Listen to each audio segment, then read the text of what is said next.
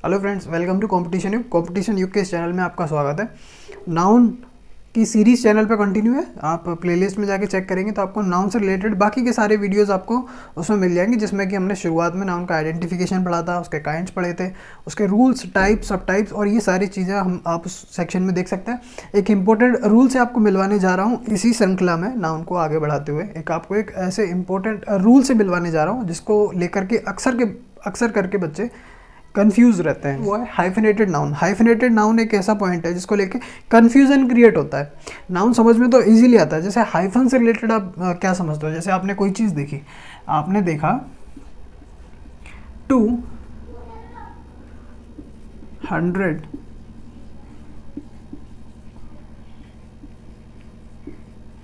Rupees, आपने देखा 200 rupees only और देखा 200 रुपी नोट्स।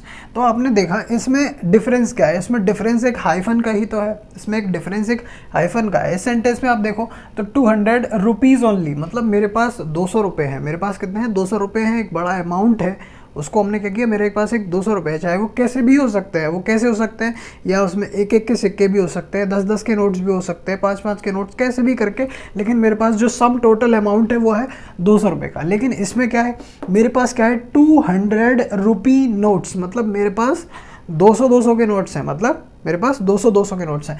ऐसे ही करके आपको सिंगुलर प्लूरल के नाउन के चक्कर में फंसा देता है।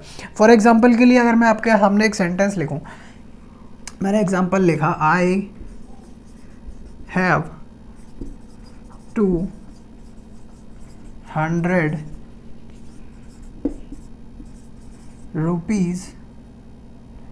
रुपी ओनली, ठीक है। और अगर मैं लिखूं, he gave me 200 rupees notes. तो मैंने आपके सामने ये दो एग्जाम्पल लिखे। इन दोनों एग्जाम्पल को पढ़ेंगे ना, आपको क्लियर हो जाएगा हाइफिनेटेड नाउन का जो भी चक्कर है ना, वो आपके एकदम से बेसिक से क्लियर हो जाएगा। वो क्या है, आई हैव 200 रुपी ओनली। तो मेरे पास 200 रुपये एक बड़ा अमाउंट मेरे पास है, मतलब क्या है, प्लूरल है। 200 रुपी नहीं होगा तो क्या हो जाएगा, ये रुपीज़ हो जाएगा। इसमें हमें एस लगाना पड़ेगा, इसको हमें प्लूरल करना पड़ेगा, ठीक है। ये चीज़ यहाँ क्लियर हुई कि हाइफन नहीं है। हाइफन इस सेंटेंस में हाइफन नहीं है, लेकिन इसमें आपको हाइफन दे रखा है। मतलब he gave me 200 rupees notes, नहीं रुपीज़ नोट्स नहीं दे दिए उसने मुझे क्या दिए, 200-200 के नोट दिए। तो हम क्या लिखेंगे, 200 रुपी नोट्स। रूल आपका यही है, रूल आपका यही है कि जो हाइफिनेटेड नाउन होते हैं उनका हम प्लूरल नहीं करते। आपने देखा हाइफिनेटेड नाउन क्या देखा, 200 रुपी लिखा है, यहाँ पे हमने रुपीज़ नहीं लिखा और हमने 200 के साथ रुपीज़ लिखा है। तो आप एक चीज़ समझ आई आपको यहाँ से, इस एग्जाम्पल से, इस रूल से आपको जो चीज़ समझ आई वो ये कि हाइफिनेटेड नाउन अगर दिया हुआ है, जिस नाउन के साथ हाइफन लगा दिया, मतलब उसका हम प्लूरल नहीं करेंगे। उसके बाद हम जो नाउन आएगा उसका हम क्या करेंगे, प्लूरल नहीं करेंगे। और जो नॉन हाइफिनेटेड है उनका हम प्लूरल कर सकते हैं। होपफुली आपको ये रूल समझ आएगा। चलते हैं अगले रूल की तरफ। इसी में आपका एक और मैं एग्जांपल ले लूँ इससे पहले कि I have 2 pair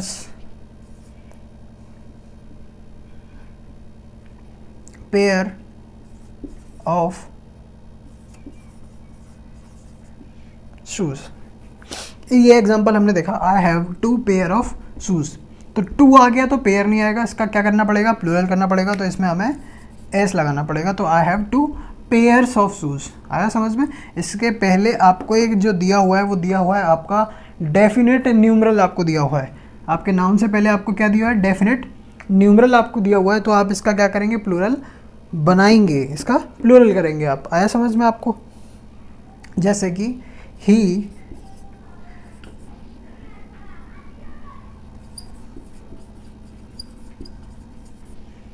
donated millions of rupees। He donated millions of rupees. तो आपका यहाँ क्या देखा, आपका ये मिलियंस दिया हुआ है आपका, तो ये कैसा होगा, प्लूरल होगा। और इसके बाद जो आने वाला रुपीज़ होगा वो भी प्लूरल होगा। तो यहीं से आपका जो अगला रूल है वो यहीं से इसी से लिंक करता हुआ आपका अगला रूल है। वो रूल आपका क्या कहता है? वो रूल कहता है कि आपके जितने भी न्यूमरल्स हैं, न्यूमरल्स को डिनोट करने वाले नंबर्स हैं। न्यूमरल्स कैसे? ऐसे 100 हुआ, 1000 हुआ, है ना, डजन हुआ, स्कोर हुआ, ये सारी चीज़ें। जैसे कौन कौन सी चीज़ें? सर आपका नंबर हुआ 100 हुआ, ठीक है, 1000 हुआ, ठीक है, डजन हुआ,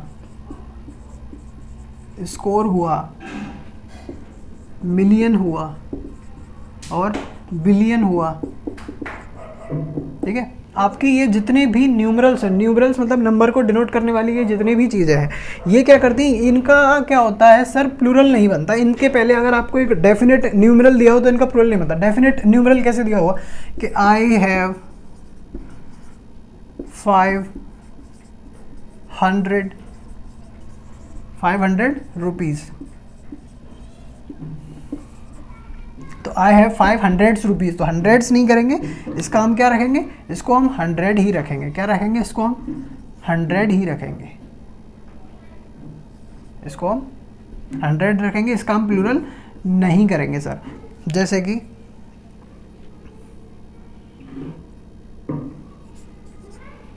आई, शी गिव मी 2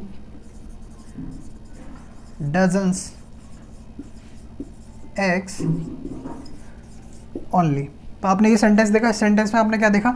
2 के बाद आपको डजन्स दे रखा है। डजन्स आपका न्यूमरल है। डजन्स के पहले आपको एक डेफिनेट न्यूमरल दिया हुआ है। इस डेफिनेट न्यूमरल के आने की वजह से हम इस डजन का प्लूरल नहीं करेंगे। इसको कैसा रहने देंगे? इसको हम डजन ही रहने देंगे, इसको हम इसका प्लूरल नहीं करेंगे। ऐसे ही आपके इसके पहले एक डेफिनेट न्यूमरल दिया हुआ है, इसके भी पहले एक डेफिनेट न्यूमरल दिया हुआ है। डेफिनेट न्यूमरल के आने की वजह से इनका प्लूरल नहीं बनाएंगे। ये जितने भी आपके न्यूमरल्स होते हैं, लेकिन इनका प्लूरल बनता है इन केस। किस केस में हम इनका प्लूरल करते हैं वो देख लेते हैं। सर इनका प्लूरल कैसे होगा? अगर इनका प्लूरल नहीं होगा तो इनका प्लूरल कैसे होगा? जैसे कि she donated millions of rupees, she donated millions of rupees, I have 2 pairs of shoes। तो आपने एक चीज़ देखी कि इन न्यूमरल्स का ये भी पेयर, इसमें एक पेयर भी वर्ड आता है, उसको भी आप इसमें ऐड कर लें कि ये भी कहीं ना कहीं आपके न्यूमरल्स को डिनोट करता है। तो आपने क्या देखा? मिलियंस देखा, इसके बाद आपका रुपीज़ आ रहा है, मतलब एक काउंटेबल आ रहा है, एडजेक्टिव काउंटेबल के साथ ये यूज़ हो रहे हैं। शूज़ आ रहा है, काउंटेबल थिंग के साथ आपके ये अगर यूज़ हो रहा है सेंटेंस में, तो इनका हम प्लूरल कर सकते हैं। यहाँ मिलियंस लिखना एकदम करेक्ट हो जाएगा। यहाँ पेयर्स लिखना, भले ही इसके पहले एक डेफिनेट नंबर आ रहा है, लेकिन इसका हम क्या कर रहे हैं? प्लूरल कर रहे हैं ऑफ की वजह से। जैसे एक और एग्जांपल मैं आपको बताऊं कि hundreds of people came to see the fair. ये एग्जांपल आपने देखा, इसमें भी आप देख रहे हो कि हंड्रेड्स आपका दिया हुआ है और ये लिखना अपने आप में एकदम से करेक्ट भी है। ये भी करेक्ट है, ये भी करेक्ट है, ये लिखने अपने आप में करेक्ट है। तो रूल जो निकल कर के आया है, इसमें जो समझने वाली बात है वो ये है कि इस तरह के वर्ड्स जो कि न्यूमरल को डिनोट करते हैं, इन वर्ड्स के साथ अगर आपको एक डेफिनेट न्यूमरल दिया जाएगा, 500 लिखोगे तो अपना उसको लिखना अपने आप में कैसा होगा? सिंगुलर उसको यूज़ करोगे। लेकिन इनके बाद इनके साथ एक इंडेफिनेट, डेफिनेट नहीं, एक इंडेफिनेट नंबर यूज़ हो रहा होगा, या ये ऑफ करके इस फॉर्मेशन में यूज़ हो रहे होंगे, या इनके साथ एक इंडेफिनेट नंबर यूज़ हो रहा होगा। हंड्रेड्स ऑफ पीपल एक इंडेफिनेट काउंटेबल इनके साथ यूज़ हो रहा होगा, तो इनका हम प्लूरल भी बना सकते हैं। तो इनका सिंगुलर में यूज़ और इनका प्लूरल में यूज़ दोनों तरह से आप इसको समझ गए होंगे। लेके चलता हूँ आपको एक अगले रूल के पास। आप इनका दोनों तरह से यूज़ समझ गए होंगे, लेके चलता हूँ आपको अगले रूल से मिलवाता हूँ। अगला रूल सर ये कहता है कि दो नाउन एक साथ दिए गए हों, वो भी हाइफिनेटेड रूल से ही रिलेटेड रूल है, ये वीडियो हमारी हाइफिनेटेड नाउन से रिलेटेड है, तो वो भी हाइफिनेटेड रूल से ही रिलेटेड है। मतलब दो नाउन एक साथ दिए गए होंगे सर। कैसे नाउन दिए गए होंगे एक साथ? कि आपको सर नाउन दिया होगा प्लस एक प्रेपोजिशन दिया जाएगा प्लस फिर आपको नाउन दिया जाएगा, और ये नाउन दोनों नाउन कैसे होंगे? सेम होंगे। मतलब कि ये दोनों नाउन आपस में सेम नाउन रहेंगे, दोनों के दोनों नाउन सेम होंगे। जैसे कि town after town, ship after ship, ठीक है ना। इस तरह की चीज़ें आप देखोगे प्रेपोजिशन के साथ ये चीज़ें आपकी जोड़ी गई हैं। जैसे कि आप एक और देख लो, प्रेपोजिशन के साथ ये चीज़ें जोड़ी गई हैं। एक और आप देखो तो रो अपॉन रो, तो प्रेपोजिशन इनके बीच में होगा और दोनों के दोनों नाउन सेम होंगे। तो रूल ये है कि इन नाउन्स का हम प्लूरल नहीं करेंगे, अच्छा, इनका मतलब क्या होता है, इनका मीनिंग सर, हिंदी मीनिंग इनको समझते कैसे, इनका मीनिंग क्या निकलता है? टाउन आफ्टर टाउन मतलब टाउन के पीछे टाउन, शिप आफ्टर शिप मतलब शिप के पीछे शिप नहीं। इसका मीनिंग होता है एक साथ कई सारी चीज़ों को डिनोट करने के लिए हम इनका यूज़ करते हैं। जैसे कि आप देखोगे कि जहाज़ पे जहाज़ आते जा रहे थे, मतलब जहाज़ पे जा रहे थे। जैसे आप कहीं ट्रेन से जा रहे हो तो पेड़ पीछे निकल जाते हैं, तो पेड़ पे पेड़ पीछे जा रहे थे, घरों के घर पीछे जा रहे थे, घरों के घर में आग लग गई तो, है ना, घरों पे घर, है ना, घर पे घर, शिप पे शिप आते जा रहे थे। तो शिप पर शिप जो मतलब एक ही चीज़ को आप एम्फेसाइज करके उसको डबल करने की कोशिश कर रहे हो, तो उसी का यूज़ आप दो बार यूज़ कर रहे हो उसका। तो ऐसे केस में ये प्रीपोजिशन हम इसका यूज़ करते हैं सर। अच्छा, एग्जांपल की तरह एग्जांपल लेकर मैं इनको समझाऊं। जैसे एग्जांपल मैं लिखूं कि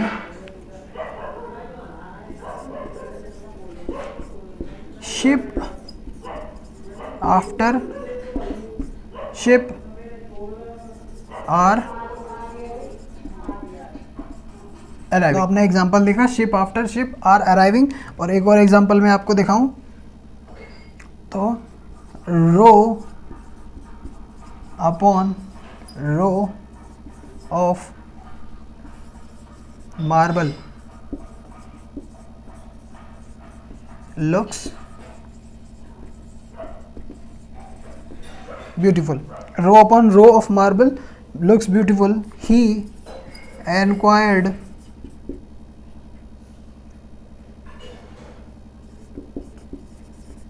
डोर टू डोर।